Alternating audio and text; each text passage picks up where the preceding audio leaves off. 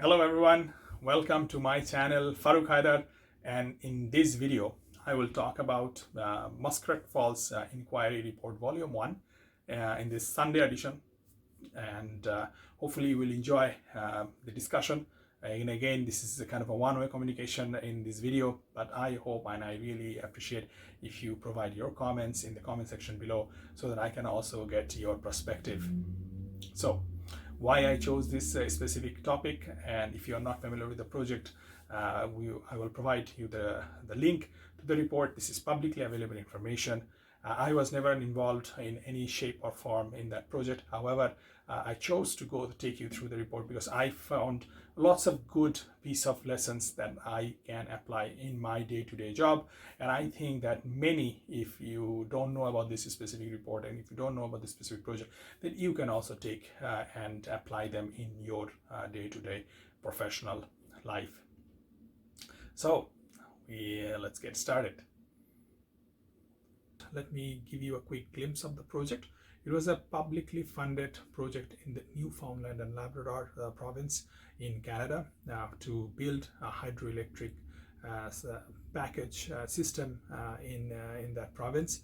It started out with a cost price tag of about 6 billion Canadian dollar. That's a billion, that's a B as big. And at the end of the day, the project cost went as far as high as 12 billion. Again, almost, if not more than doubled with financing cost as well. So what happened as a result? There was a public commission put together, and there was a report that was published earlier in this year of 2020. There are thousands of pages of information that is attached as exhibit that I encourage you to go through. It's fascinating. It has gate packages. If you know about project development, execution, and commissioning startup, you will know that usually many companies and corporations do follow a system of gating, stage gating system. And this provides, if you are a new comer to project management or any corporation, you will notice how to put together a gate package for your next project. Anyway, in this video, I will quickly share with you some of the high-level items that I found very interesting that you should take note of. I'm working on some other videos in which I will share with you different aspects of the project with you. For example, the gate review package, how very nice, everything was kind of positive. Not everything, but most stuff were positive, and as a result, the project went through the gate and passed the gate. And even the third-party consulting, the IPR, the independent project review of our other checks and balances that were put together, how all of them somehow missed the mark and allowed the project to progress. So very intriguing, very interesting, and very insightful as far as I'm concerned. So let's get started. So the first thing that I want to touch on is you will notice in this report is optimism bias. So what is that? So let's say your project got initiated, you are now in development. Many times what you notice is that people, you and me, we are human beings, we get attached to a project psychologically. We get attached to a project emotionally. We want that project to go through gate. We want that project to pass gate. We want that project to become reality. And when that happens, you know what happened?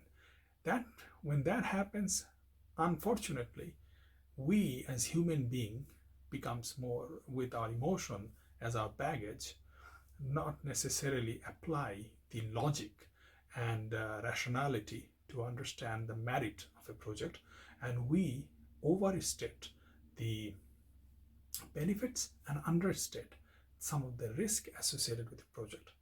And that's exactly what optimism bias is. It's overstating the benefit, understating the risk associated with the project.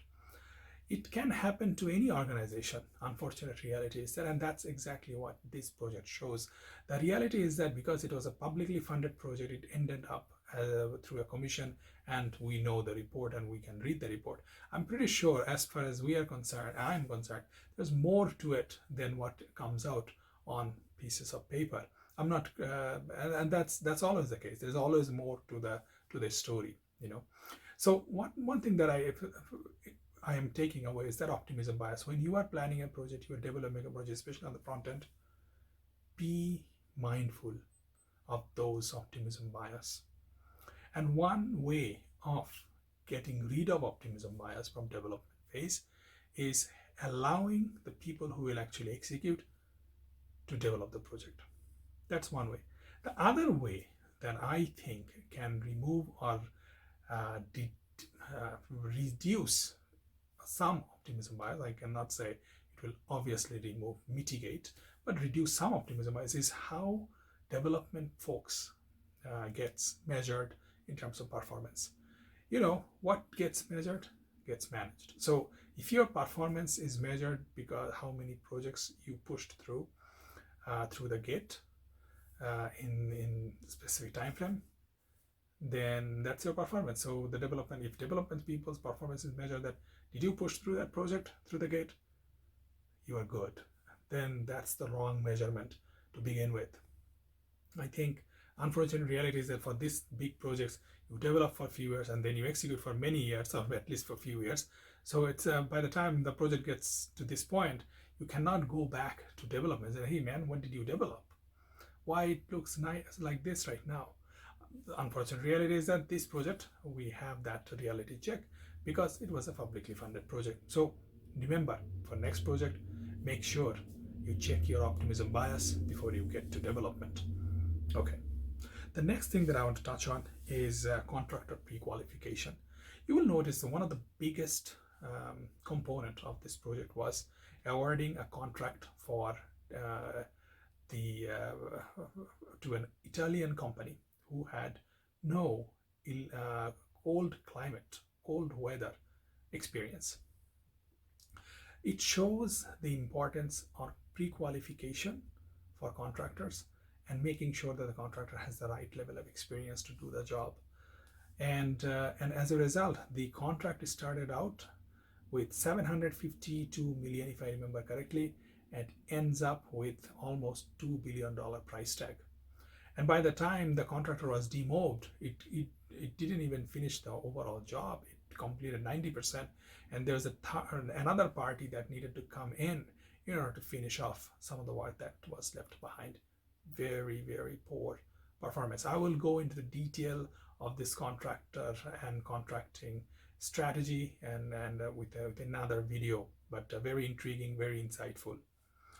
So at a high level, another one is interface management. One of my favorites is that in this, one of the other big component from a contracting perspective was to build the transmission lines, because you just don't produce hydroelectricity to leave it there. You have to take it to where the peoples are, right?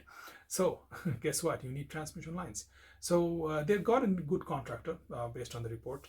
But what happened is that the contractor came up with, said, hey, you know what, we have some challenges. The right of way is not necessarily, we will need this much money. So the money that they have put forward is, in my view, were higher than the money that they thought they would need as part of their planning, the owner team thought.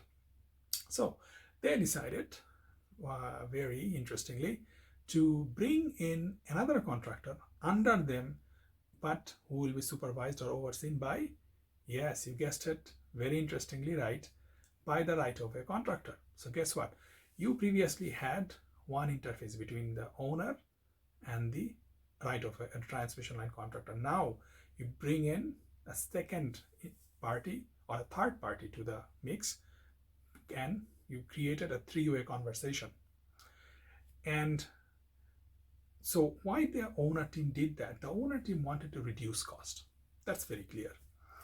But their strategy was to increase interface to reduce cost, a fundamental flaw. So next time when you do a project, don't go after increase interface and think that that's going to reduce your cost. Guess what that did to them? They were not happy at the end of the day. And I will go in, as I mentioned, I'm coming up with a new video on contracting strategy that we can learn from this project. Very, very insightful. Again, bottom line, don't go and increase interface points with the hope to reduce cost. Wrong strategy. Fundamental flaw. Okay. Then the next one that really is interesting is early works. You know what is early works? You are now in the feed stage. Let's say you are in detail engineering. You haven't gone there, but you need to understand your, let's say, your geotechnical layer of your undergrounds. You need to understand where can you place your cranes. You need to know if you are in a brownfield project or a brownfield environment, meaning an operating plant, how your operating plant looks like so that you can make the right connections.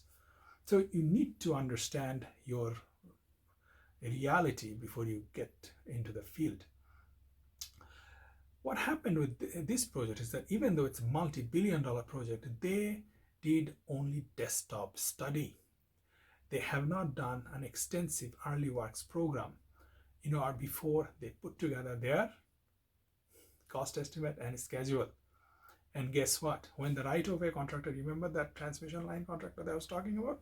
When they went in there and they started doing their geotechnical work, they found out that the situation in the field is much worse than the estimate and the desktop study assumed. Guess what that did? It increased their cost to do the towers. The transmission lines has towers so that the cable can run from one to another tower, and that goes on. You need foundation and so on. So without doing proper early works, so the good lesson is before you do and you come up with your final classified cost estimate, make sure you do enough early works.